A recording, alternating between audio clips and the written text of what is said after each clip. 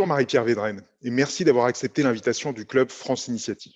Marie-Pierre, vous avez consacré votre carrière professionnelle et votre engagement politique à l'Europe. À ce titre, vous êtes devenu en 2019 député européen, membre du groupe Renew au Parlement. Particulièrement impliqué sur les sujets relatifs au commerce international, vous êtes vice-présidente de cette commission.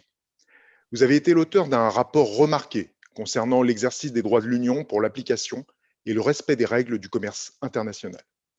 L'enjeu étant, selon vous, de muscler la politique commerciale de l'Union européenne pour faire respecter des accords commerciaux dans toutes leurs dimensions, des marchandises au marché public, mais aussi les services, les droits de propriété intellectuelle ou encore le respect des engagements en matière de développement durable. À ce titre, vous suivez avec une attention particulière le projet d'accord UE-Chine sur les investissements. Bref, des sujets qui nous intéressent à plus d'un titre parce qu'ils concernent nos communautés d'affaires à travers le monde et parce qu'ils interrogent directement sur le rôle de l'Europe, de la France à peser, à influencer l'évolution de la mondialisation aujourd'hui et dans les années à venir. Alors Marie-Pierre, première question, quel est le lien entre politique commerciale et soft power? Autrement dit, de quelle façon la politique commerciale permet-elle à l'Union européenne d'influencer le reste du monde et de promouvoir ses valeurs?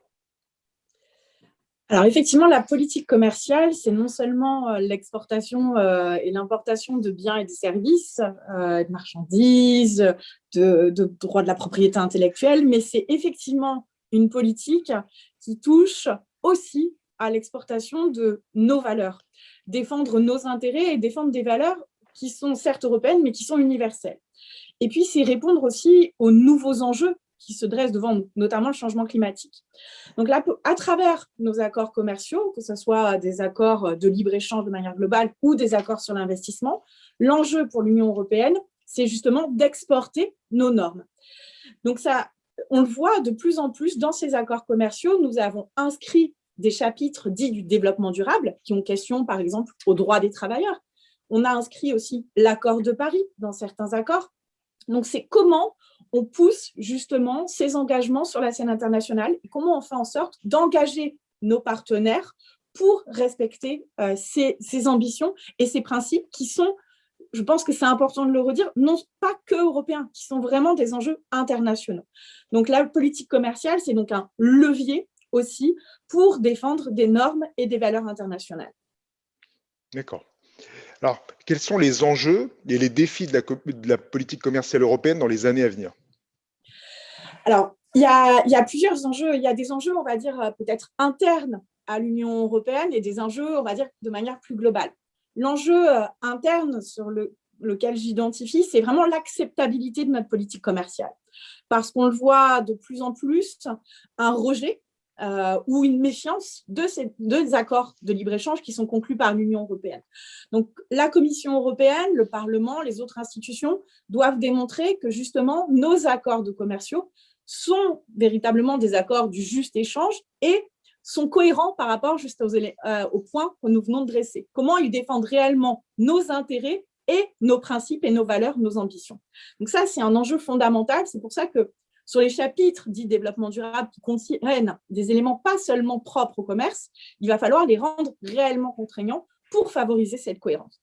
Et puis sur la scène internationale, l'enjeu, c'est que l'Union européenne, comme vous l'avez dit à travers la présentation de mon rapport, se muscle davantage, défende avec plus de force, avec plus de vigueur ses intérêts et ses ambitions. Il va falloir qu'elle travaille à la réforme du cadre multilatéral. Nous avons bien évidemment aussi un contexte international, un contexte géopolitique très difficile. Et il faut que l'Union européenne aussi ne soit pas prise en étau entre le conflit sino-américain. Donc, il y a énormément d'enjeux dans les prochaines années. Et ça passera notamment par une plus grande unité européenne. Il faut qu'à l'intérieur de l'Union européenne, notre coopération se renforce pour mieux justement défendre nos intérêts et mieux exporter aussi nos valeurs et nos ambitions. D'accord, très bien. Alors, ce qui nous intéresse nous particulièrement au Club France Initiative, c'est évidemment la dimension européenne, mais aussi le poids de la France. Alors, quel est le poids et l'influence de la France dans le processus d'élaboration de la politique commerciale européenne? Alors, il faut déjà signifier que la politique commerciale, c'est une compétence dite exclusive. C'est-à-dire qu'on a transféré cette compétence à l'échelle de l'Union européenne. Donc, c'est véritablement la Commission européenne qui négocie et qui exécute ces accords commerciaux et la politique commerciale sur mandat des États membres, du Conseil, et un rôle clé depuis le traité de Lisbonne du Parlement européen, qui a un veto en quelque sorte pour dire oui ou non à ces accords commerciaux. Donc l'influence française, elle se joue à plusieurs niveaux. Elle se joue au sein donc du Conseil avec le président de la République, mais aussi Franck Riester, notre ministre du Commerce et de l'Attractivité. Et elle se joue donc au Parlement européen, où là, on est nombreux parlementaires français assiégés au sein de la Commission Commerce international. Donc cette influence, elle doit se faire déjà en obtenant des dossiers qui sont importants. Vous avez parlé, par exemple, du rapport sur l'application des règles en matière commerciale. J'ai pu être rapporteur pour le Parlement européen, donc c'est important aussi d'obtenir ces bons dossiers. Si on prend un autre exemple, le mécanisme d'ajustement carbone aux frontières, qui devient un des vrais enjeux justement pour favoriser et engager nos partenaires sur la lutte contre le réchauffement climatique. Là aussi, on est à la manœuvre en tant que Français pour peser, pour définir ce nouveau mécanisme. Et puis, il faut bien voir aussi qu'il y a une influence vraiment au travers donc, de l'obtention de ces éléments clés, et puis il y a une influence qui se passe en amont des décisions. La Commission européenne vient de publier sa nouvelle vision de la politique commerciale, sa trade policy review.